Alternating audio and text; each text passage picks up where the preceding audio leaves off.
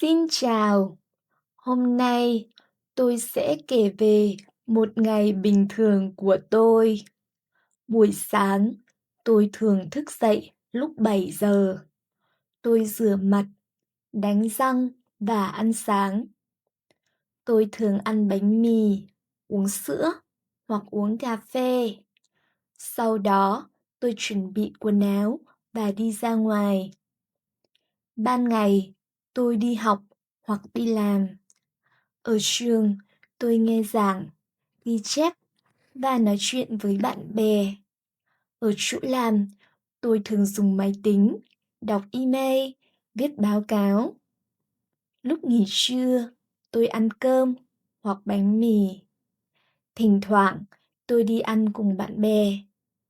Buổi chiều, tôi tiếp tục học hoặc làm việc. Khoảng 5 giờ, tôi về nhà.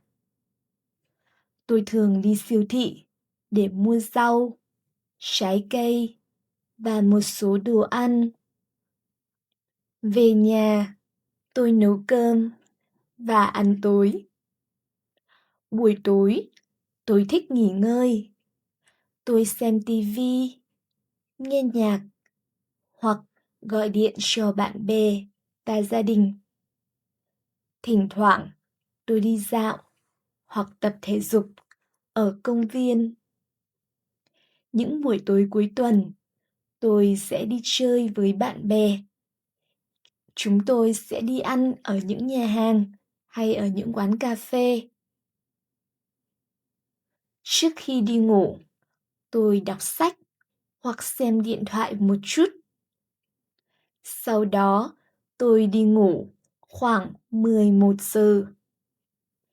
Đó là một ngày bình thường, đơn giản nhưng rất vui vẻ.